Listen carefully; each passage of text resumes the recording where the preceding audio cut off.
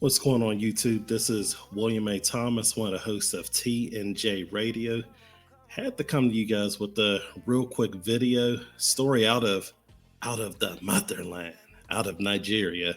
So before we get started, if you like what you're seeing, be sure to like it, subscribe. We have a lot of good stuff coming for you, but let's get right into this.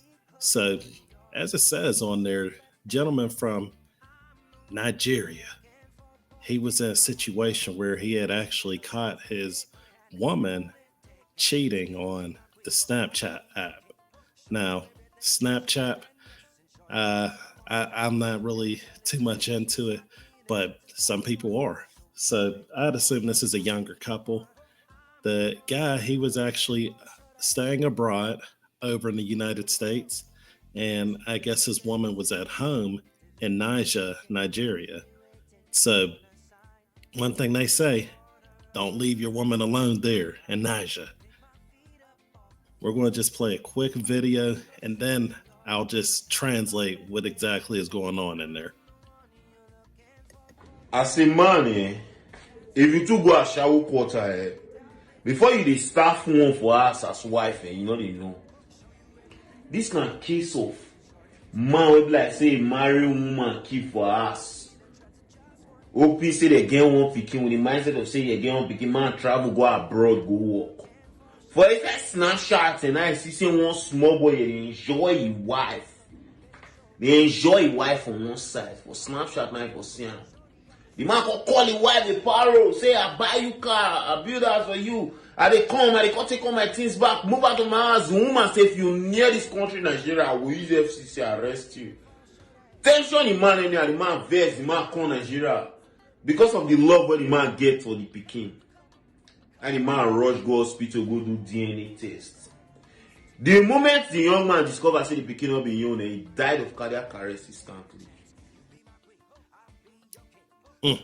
So I don't mean to, this isn't really a funny matter, but just more so to break down what's going on.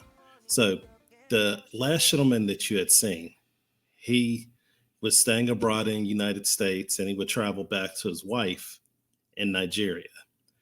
And as you saw earlier, the pictures actually showed his wife with another man. Naturally, he got suspicious. Maybe he had this stuff on his mind for some time. Maybe he didn't. But whatever the case, he had decided to get a DNA test for his one and only child. Of course, he goes through that process, however long it ends up taking. He gets the DNA test. And to his surprise, the child was not his.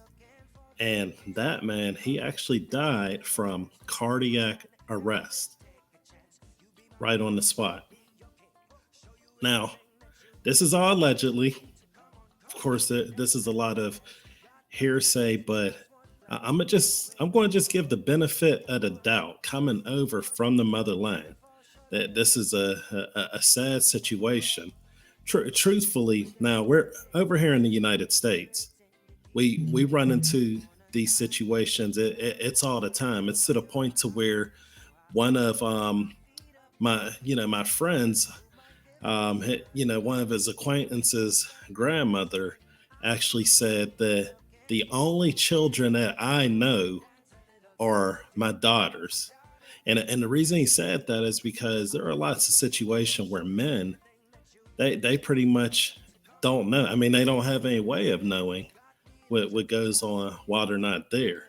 The woman, she 100% knows who she had slept with, and a lot of times they're not forthcoming with the information, and there's a lot of paternity fraud that happens. Not saying that it happens all the time, but it's something that can definitely happen, and that's what happened in this situation. God rest the young man's soul. Unfortunately, it hurt him so and cut him so deep that he died, whether it was from the shock, whether it's from sadness or something else. I don't know. All I know is that he's not here anymore.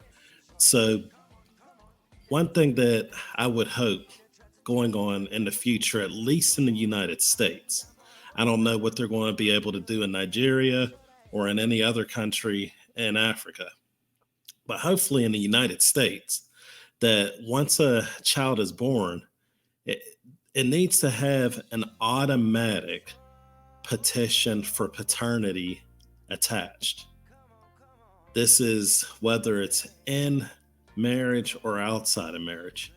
It needs to pretty much be automatic because what's happening is there are a lot of men who are being put into a situation where they may have children that are not theirs and they don't know, and they may find out later or they may never find out.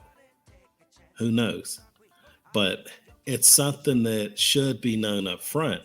And to be honest, some men would probably end up still, taking care of that child.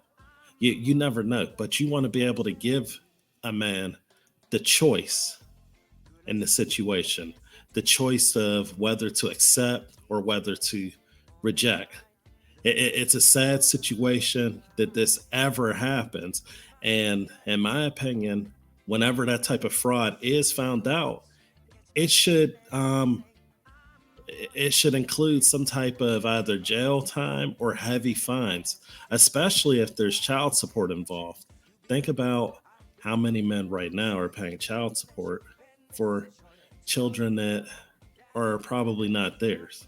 So not only should there be, bringing back of the funds that were taken from child support, but there should also be more of a restitutionary thing to where you're doing a little bit more. Like, the mother should maybe pay for the inconvenience or the frustration or the time wasted. Now, if the father decides to just go through with it, take care of the child anyway, then that's his choice. No harm further from there. He shouldn't get anything. But it's really interesting. And this is the first time that I've heard a situation like this where the person actually dies. I mean, that's a way that you don't want to. I mean, no one wants to, most people don't want to die, but to die with that type of news, that's just crazy. So I hope that the gentleman's family is able to, like do well in regards to it. I hope that the woman learns something because it's not a good thing to go around doing that and to go around doing that to people.